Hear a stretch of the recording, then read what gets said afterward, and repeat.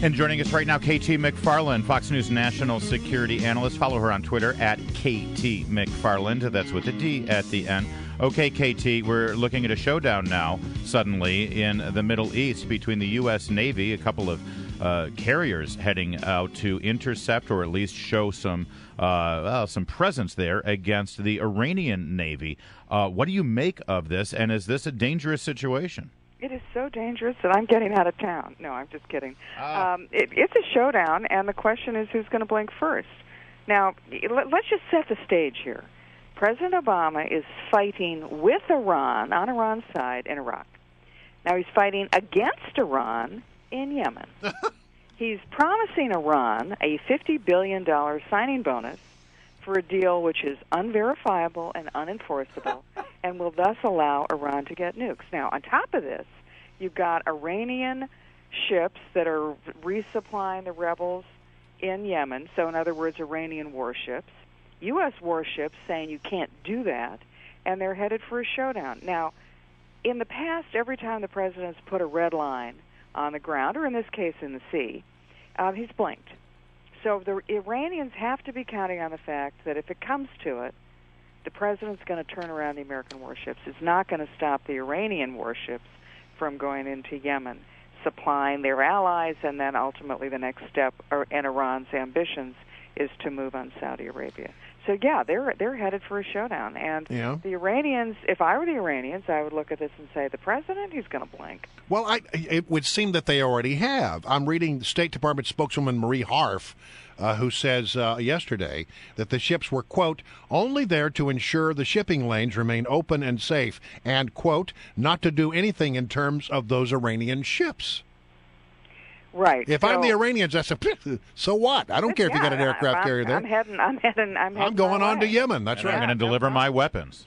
But now, here's the more complicated thing: is earlier this week the president met with an Arab leader, a military leader, the United Arab Emirates war commander, and he basically said to them, "Don't worry about everything that's happening in the Middle East. I got your back."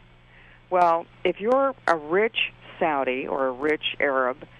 Gulf Arab, and you're looking at Iran's new relationship with the United States, Iran about to become a nuclear weapons state, you're saying, I don't trust America. I'm going to get my own nuclear weapons. I can't count on President Obama.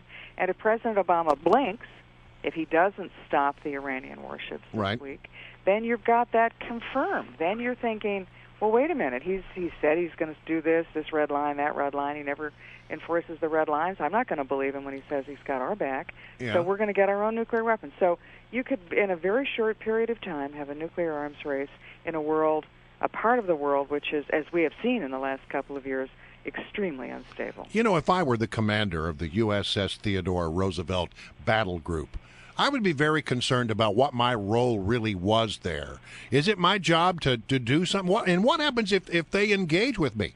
Are my hands tied? Am I allowed to respond? Do you think they have clear understanding of what their mission is there?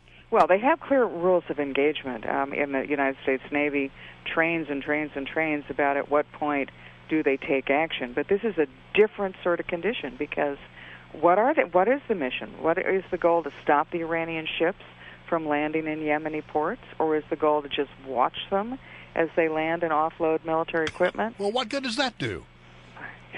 Precisely. I don't understand it. It's baffling. Meanwhile, if we can turn, there's so many facets of our relationship with Iran right now that are baffling. Here's one. You've been involved in negotiations before, KT McFarland, at pretty high levels. It may be a tall order to get Iran to acknowledge Israel's right to exist. I get that. It may be even harder to get them to promise not to fund terrorists when they don't even they deny that they're funding terrorists in the first place. But there's something they could do pretty easily, and the U.S. could force them to do it. There are 3 men right now, one Marine, one Christian pastor, and one Washington Post editor, all being held in captivity by Iran on trumped-up charges. Why can't the administration say, we don't say another word to you at the negotiating table until you release those 3 men? Because I think it stems from a fundamental misunderstanding of how you negotiate and how you negotiate tough. And the Iranians have understood from the very beginning that Barack Obama will do anything to get this deal, even if it's not a deal worth getting, even if it's a bad deal. And so they're just rubbing his nose in it, every step of the way. So something that's sort of insignificant to them is releasing prisoners, they're just not even going to bother to do it. Something as significant. Wait, you just said insignificant. These are 3 Americans being held by this totalitarian, radical regime against their will. How is that insignificant to this administration? No, it's insignificant to the Iranians. Oh, thank you. You know, it would cost them nothing to release these. Yeah, right, yes. And yet they still even won't give just a nothing kind of a gesture, just a goodwill gesture.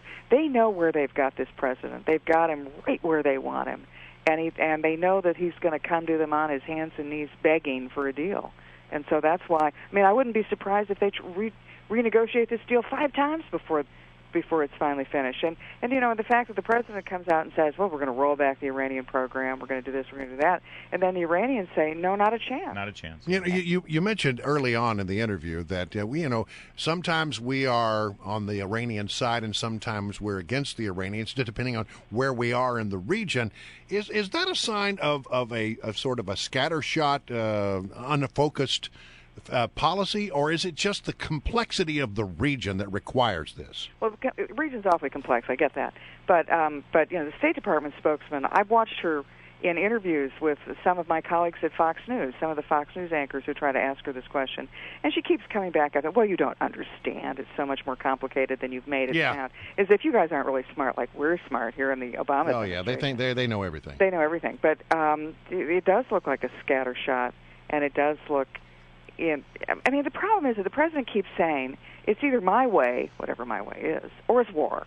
And nobody wants war. So, of course, you go with his way. And what they're doing is they're discounting that whole large area of diplomacy, coercive diplomacy, that's between capitulation and war. What about economic warfare? Why don't we not engage in economic warfare? We hold all the cards in economic warfare, but we don't engage in it. And do you find it interesting? What do you draw from the fact that the statements that are coming out about the movement of the USS Theodore Roosevelt and other ships in the region is coming from the State Department and from the White House briefing room, but you're not hearing an awful lot officially from the Pentagon?